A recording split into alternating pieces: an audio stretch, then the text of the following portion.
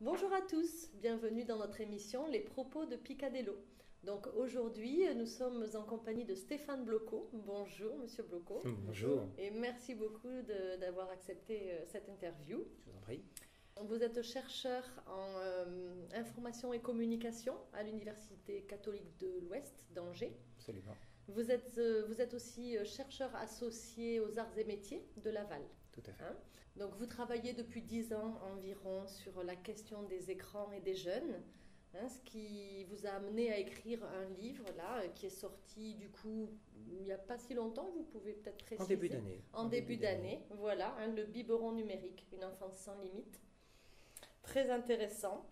Et du coup, effectivement, on voit bien que aujourd'hui, voilà, dans la société actuelle, les écrans sont complètement banalisés, sont vraiment omniprésents dans la vie des gens, mais aussi des enfants, évidemment.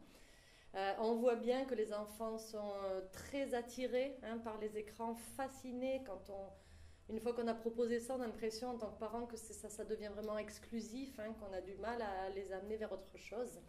Et on voulait vous demander, notre première question, c'était pourquoi une telle attirance?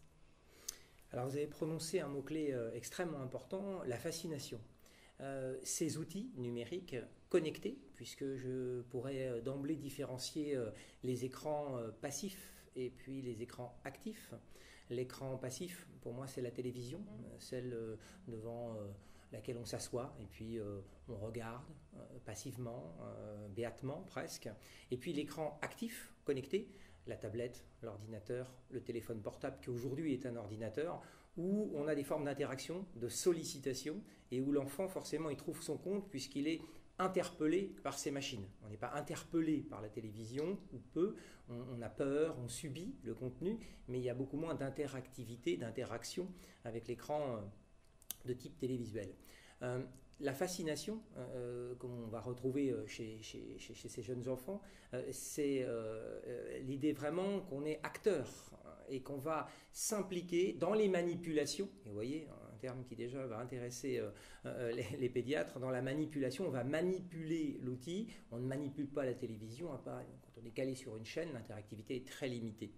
Donc oui, il y a des formes de fascination et l'écran connecté, celui dont on va beaucoup parler et dont je parle beaucoup dans le livre, est en plus un territoire sans limite. On le sait bien, on a limité les écrans télévisuels avec des normes, avec des programmes, on a mis tout un tas de barrières, de freins, alors que dès qu'on parle de l'Internet, l'absence de limite pose déjà d'emblée un très gros problème.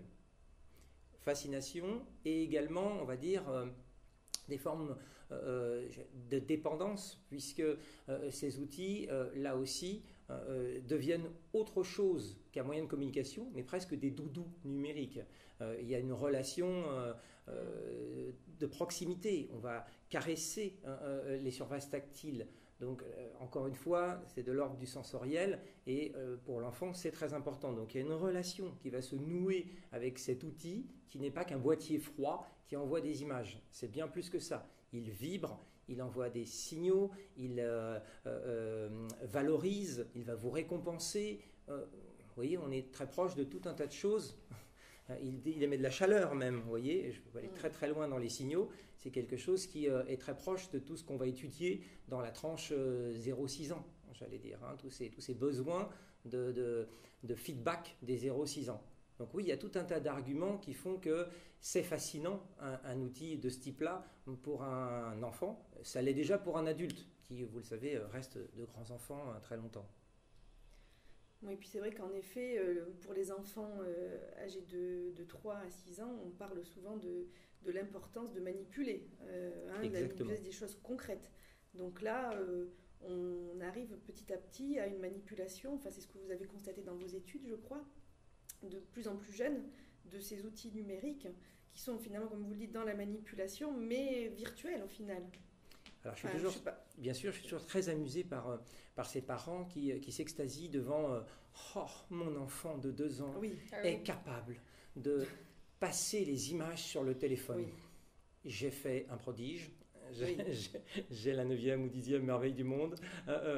Non, on est là pour moi dans des effets classiques d'imitation. Tout à fait.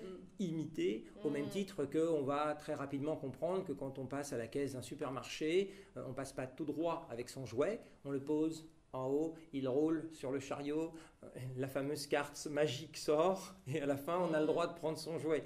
Bon, très rapidement, le circuit est intégré.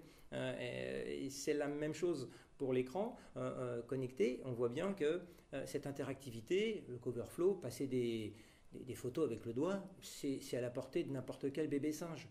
Vous voyez, donc c'est pas quand on dit ça, on peut parfois même choquer certains parents. La comparaison est osée. Oui, mais ça remet les choses à leur place, en tout cas.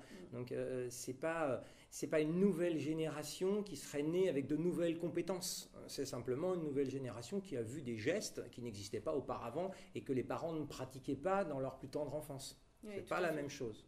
Oui, qui répète, et puis il est peut-être là aussi l'intérêt, c'est-à-dire utiliser des objets, des outils ou des jeux que les parents utilisent aussi, c'est les mêmes. Donc, ils sont dans l'imitation. Voilà, l'homme est un être d'imitation. L'homme est un être d'imitation, et le numérique, c'est un apprentissage par l'imitation pour beaucoup de ce qu'on peut en voir, en tout cas dans les accès les plus courants. Tout à fait. Ce qu'il faut bien comprendre aussi, c'est qu'on est très très loin du compte. Et que la prochaine génération d'outils connectés qui démarre un peu, la PlayStation VR a été la console la plus vendue dans les bacs au dernier Noël. Il faut comprendre que les outils qui arrivent seront encore plus fascinants. Je parle là des casques de réalité virtuelle interactifs, immersifs, et tous ces outils d'immersion qui vont plonger l'enfant au cœur de l'image, dans l'image, vont être... là, ça vous met par terre n'importe quel adulte au niveau des sensations. Vous imaginez ce que ça peut produire sur un très jeune enfant. Oui, le phénomène de la fascination du numérique, c'est un sujet dont on va parler au XXIe siècle et encore pendant très longtemps. Merci Stéphane Blocquault de nous avoir accordé cette interview. Vous retrouverez cette interview sur notre site www.picadello.com. En attendant, continuez à passer de bons moments avec vos enfants. À bientôt. Merci. Merci. Merci.